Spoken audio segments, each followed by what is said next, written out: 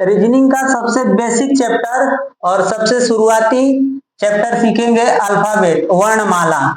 अंग्रेजी के जो वर्णमाला होते हैं इनकी संख्या 26 होती है, जैसे A B C D E F G H I J K L M N O P Q R S T U V W X Y and Z. ये अल्फाबेट के 26 अक्षर हैं, इनको नंबर दे लेंगे 1 2 3 4 5 6 7 8 9 10 11 12 13 14 15 16 17 18 19 20 21 22 23 24 और 25 और 26। इन नंबरों में दायां और बायां क्लियर करेंगे। अगर हमें दायां और बायां क्लियर है तो हम इस अक्षरों का स्थान बता सकते हैं। तो सबसे पहले हम जानेंगे कि अक्षर का दायां और बायां क्या होता है। तो जो हमारा बायां है वही अक्षरों का बायां क्रम होगा और जो दायां है वही दायां क्रम होगा। जैसे अगर इधर से हम लिखें तो ये हमारा बायां होगा और ये दायां होगा। यही अक्षरों का भी होगा। अगर ये नंबर हमें याद है तो हम इससे बनने वाले सवालों को लगा सकते हैं। अगर नहीं भी याद है तो हम एक शॉर्ट ट्रिक के माध्यम से इस नंबरों का बायां क्रम ज्ञात कर सकते हैं, जिसको हमें याद करना होगा, जो है ई जो टी। ये बताएगा हमें आसानी से कि हम नंबरों को कैसे पता कर सकते हैं। 5 10 15 20 और 25। अगर ये नंबर हमें याद हो जाएंगे तो हम बाएं से बनने वाले नंबरों को पता कर सकते हैं। जैसे कुछ सवाल है, लगाने की कोशिश करेंगे। जैसे अंग्रेजी वर्णमाला में कौन सा अक्षर बाईं ओर से 15वां होगा। तो हम इसे अगर बेसिक से ज्ञात करें, अंग्रेजी वर्णमाला में कौन सा अक्षर बाईं ओर से 15वां होगा, तो अगर हम बेसिक से पता करें तो हम अक्षर गिनेंगे 1 2 3 4 5 6 7 8 9 10 11 12 13 14 और 15, यानी कि ओ होगा। तो हम एग्जाम में ऐसे सवालों को नहीं लगाएंगे। हम क्या करेंगे कि एग्जाम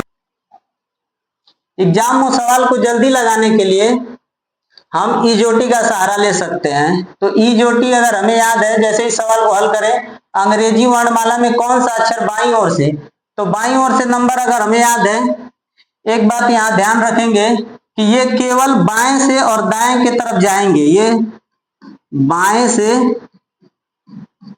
दाएं के तरफ जाएंगे।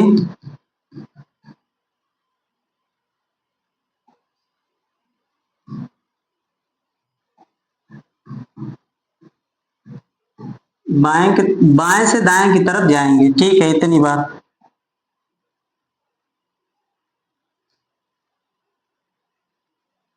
अब सवाल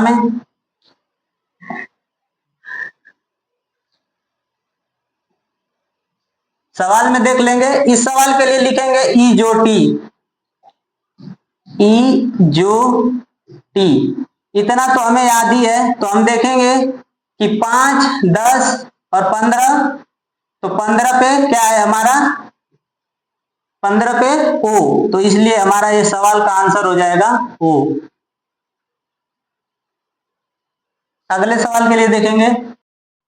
अगर ऐसे सवाल आ जाएं कि अंग्रेजी वर्णमाला में बाईं ओर से 18वें अक्षर के बाईं ओर 10वां अक्षर कौन सा होगा, तो इसमें बाईं और बाईं 2 बार आया है। तो बाईं प्लस बाईं, जब बाईं बाईं 2 बार आए तो ऐसे सवालों में हम मानों को घटा देते हैं। जैसे 18 माइनस 10, 18 माइनस 10 बराबर 8। 8 और इसको हम इजोटी पे लगा के देख लेंगे, इजोटी वाई, ये 5, तो 5 पे ही अगर रखेंगे तो 5 6 7 8 EFGH, तो हमारा आंसर हो जाएगा H, जो कि ऑप्शन नंबर सी है। ठीक इसी तरह से अगले सवाल को देखते हैं। अंग्रेजी वर्णमाला में बाईं ओर से 10वें अक्षर के दाईं ओर 10वां अक्षर कौन सा होगा? तो इसमें भी हम देखेंगे कि एक बार हमारा बाईं दिया है और एक बार दाईं दिया है, बाईं और एक बार दाईं दिया है, दाईं। तो ऐसे में बाईं और दाईं अलग अलग दिशा है, तो अलग अलग दिशा का जब मान आएगा तो हम मानों को जोड़ देंगे। जैसे 10 + 10 अर्थात 20, इसको इजोटी पे चेक कर लेंगे, इजोटी वाई। अब यहाँ 5 10 15 और 20, टी हमारा 20 पे है, तो इसका मतलब कि हमारा टी आंसर हो जाएगा, जो कि ऑप्शन नंबर सी होगा।